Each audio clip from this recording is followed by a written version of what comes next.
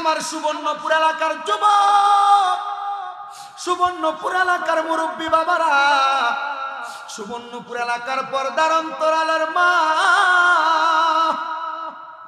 মানুষ মারা যায়, লাশ দেখতে যাও, কই একবার তো তোমার মরার প্রস্তুতি নিলা না।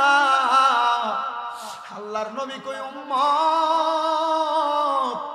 এই মরণ বড় কষ্টের রে।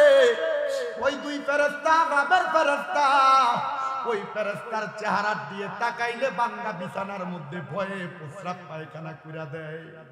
এ যুবক, কেমনে রে গুনার কাম করো, কেমনে রে তুমি নামাজ ছাইরা দাও। একবার চিন্তা করো, মরার সময় তোমারে কত কষ্ট দেওয়া হবে। আমার নবী কই উম্মত রে, হে উম্মত,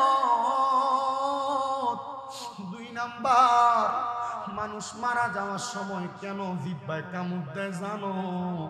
ইয়া রাসূলুল্লাহ, জানি না। নবী আমার কয়, আজরাইল যখন সামনে আসে, রূহটা কবজ করার সময় ওই বান্দার বুকের মধ্যে হাত দেয়। এত ওজন লাগে রে, বান্দা বুঝে না, মনে হয় সমস্ত পৃথিবীর পাহাড়গুলা মনে হয় বান্দার বুকের উপর চাপাইয়া দিছে। ওই বান্দা আজরাইলের সঙ্গে কথা বলার চেষ্টা করে, আজরাইল, আজরাইল রে, রূহ কবজ করবা, আমি তো এখনো রূহ দেওয়ার মতো প্রস্তুতি গ্রহণ করি নাই। আজরাইল এমন ভাবে বুকের মধ্যে থাবা দিব, ওই বান্দার দুই সোয়ালের মাঝখানে জিহ্বাটা বাহির করে দিয়া কামড় দিয়া দিব। বান্দা মুখ দিয়া কথা বলতে পারবে না, তখন বান্দা চোখ দিয়ে ইশারা দিয়া বোঝানোর চেষ্টা করবি। ওই বান্দার চোখটি উল্টে যাইব। ওই মরণ কত কষ্টের মরণ চিন্তা করে রে সুবর্ণপুরের মুরব্বী বাবা। মারা যাইবা, মানুষ তোমারে মাটি দিব, কিন্তু মরার সময় কি কষ্টটাই না পাইবা। নবী আমার কয়, ওই মরার সময় চোখটি উল্টে যাইবা, আজরাইল ইশারা দিয়া কথা বলার সময়। হে বান্দা, নাকে মুখ দিয়া কেন রক্ত বাইর হইবে একবার তো জানতে চাইলা না? আমার নবী কয়, আজরাইলে বুকটার মধ্যে হাতটা রাখার সাথে সাথে বান্দার দুই হাতের সাহারকটা ঠাস ঠাস করে ছিঁড়া যায়, বান্দার পায়ের রগগুলা ছিঁড়া যায়। মানুষ মইরা গেলে যে শক্ত হইয়া যায়, শক্ত হওয়ার কথা না, তো শক্ত হওয়ার কথা না, কারণ আজরাইলের হাতের থাবাটা পাইয়া মানুষের হাতের রগ, পায়ের রগগুলা ছিঁড়া যায়, গাড়ের সাহারকগুলা ছিঁড়া যায় রে সুবর্ণপুরের মানুষ। তখন রক্ত আর চলাচল করতে পারে না, রক্তগুলা নাক এবং মুখ দিয়া বাইরে হইয়া যায়। আমার মিরপুরের বাবারা, ও সুবর্ণপুর খানবাড়ি পুকুর পাড় মাদান সংলগ্ন এই জান্নাতের বাগানে আগন্তুক আমার ভাইয়েরা, বাবারা, বন্ধুরা, আপনারা যারা মাহফিলের মধ্যে বসলেন, মাহফিলের মধ্যে আপনাদের জন্য সুন্দর তাবারুকের ব্যবস্থা করা হয়েছে। যদি আমি আপনাদেরকে প্রশ্ন করি, ও বাবারা, আপনারা কেন মাহফিলের মধ্যে বসলেন? আপনাদেরকে সুন্দর তাবারুক দিবে এই জন্য। বলবেন হুজুর না, আপনারা কেন মাহফিলে বসলেন? একজন দাড়ি পাকা বয়স্ক বাবারে যদি প্রশ্ন করা হয়, উনি বলবে, হুজুর, আমি জীবনে এত গুনাহ করলাম, আমার গুনার খবর আমার সন্তান জানে না, আমার গুনার খবর আমার স্ত্রী জানে না। যদি আমার ফুতে আমার গুনার খবর জানতো, আমি বাপরে বাপ হইয়া পরিচয় দিত না। আরে যুবক ভাইরা, একটাবার চিন্তা করো, তোমার জীবনের গুনার খবর যদি তোমার মা জানতো, তুমি ফুতরে ফুত হইয়া পরিচয় দিত না। সবার কথা বাদ দিলাম, আমি শামীম রাজার গুনাহ যদি আপনারা দেখতেন, এই সুবর্ণপুর এলাকার মধ্যে আমার আপনারা জায়গা দিতেন না, মাহফিলে পয়সা দুইটা কথা বলতে দিতেন না। আপনারা বলেন, বাবারা, আমরার গুনাহগুলা গোপন রাখছে একজন, তিনি কে? ওগো আল্লাহ, এত গুনাহ যে করলাম, আপনি তো আমার গুনার কারণে আমার রিজিক বন্ধ করলেন না। একবার চিন্তা করো রে সুবর্ণপুরের মানুষ, একটা মানুষ যদি কোনো অফিস আদালতে চাকরি করে, একদিন না গেলে ওই ব্যক্তির একদিনের বেতন কাইটা রাখা হয়। একদিন যদি ডিউটির মধ্যে না যায়, একদিনের বেতন কাইটা রাখা হয়।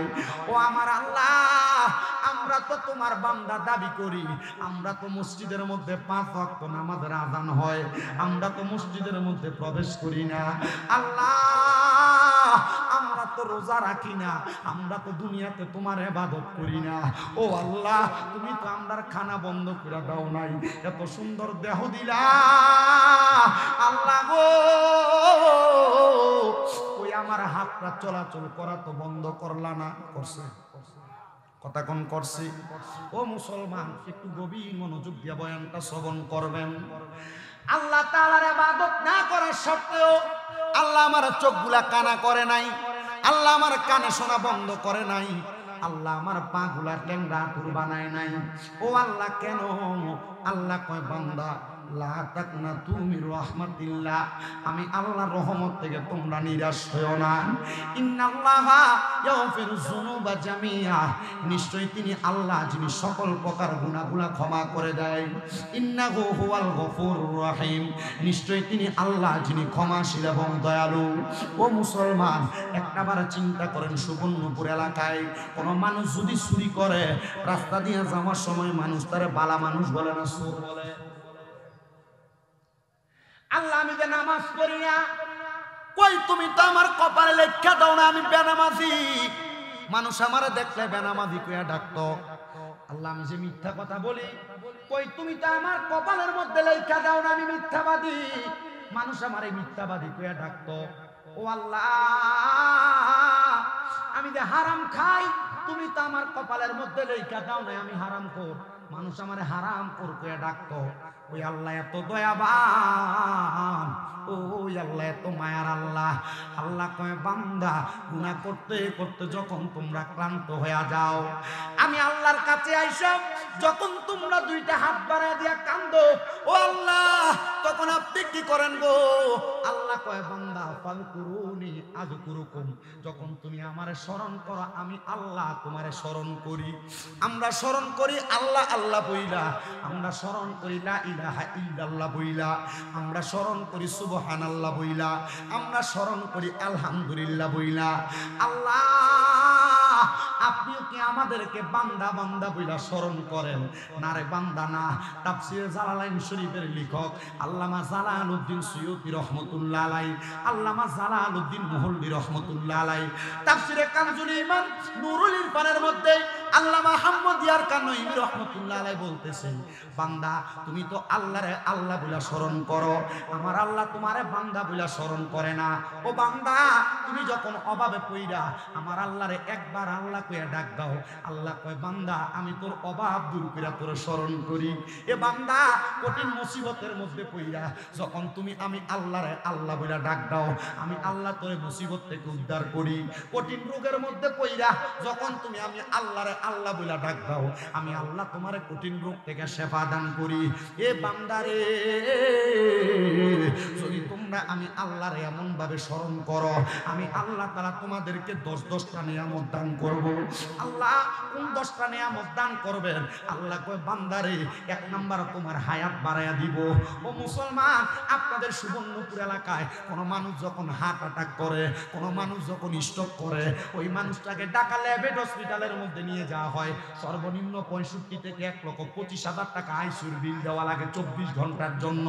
কিন্তু আল্লাহ কয় বান্দা, ও বান্দা, তুমি যখন আমার প্রশংসা করো, আমি আল্লাহ তাআলা তোমার হায়াতটা বাড়াইয়া দিই। ওই 1,60,000 টাকা 1,50,000 টাকা তো আইসিইউর বিল দেওয়া লাগে না, আল্লাহ অটোমেটিক আমার হায়াত বাড়াইয়া দেয়। আল্লাহ কয় বান্দা, যদি তুমি আমার প্রশংসা করো, আমি আল্লাহ তাআলা 2 নাম্বার তোমার রিজিক বাড়াইয়া দিব। ইনকাম করেন, বরকত হয় না। আপনি টেনশন করতে করতে সিগারেট জ্বালায়া টানেন, বলে কেন সিগারেট খান? বলে টেনশন করে সিগারেট খাই।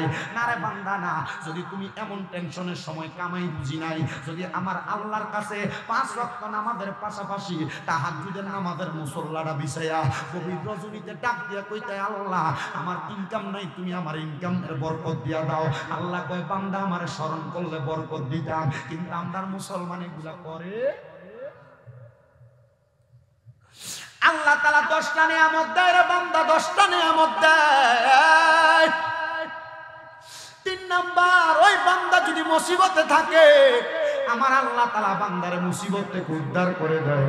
4 নাম্বার, ওই বান্দা যদি কঠিন কোন রোগের মধ্যে আক্রান্ত থাকে, ওই রোগ থেকে আমার আল্লাহ বান্দাকে সেবা দান করে। 5 নাম্বার, ওই বান্দার ঈমানের সাথে মরণ দেয়।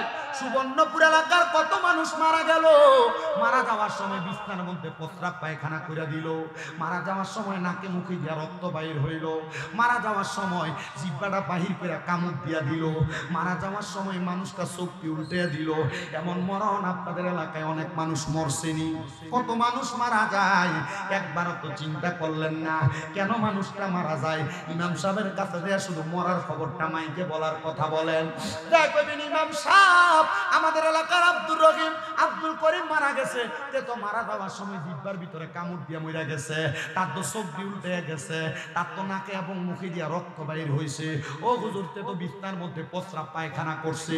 এই প্রশ্নটা নবীর প্রখ্যাত সাহাবী হযরত জাবের ইবনে সামুরা রাদিয়াল্লাহু তাআলা আনহু আমার নবীরে কই, ইয়া রাসূলুল্লাহ, মানুষ কেন এমন কষ্ট পেয়ে মারা যায় আপনার কাছে জানতে চাই। আমার নবী কয়, আজরাইল যখন ওই মানুষটার সামনে আসে রে, আজরাইল আসার আগে ওই মানুষটার সামনে 2টা ফেরেশতা আগমন করে।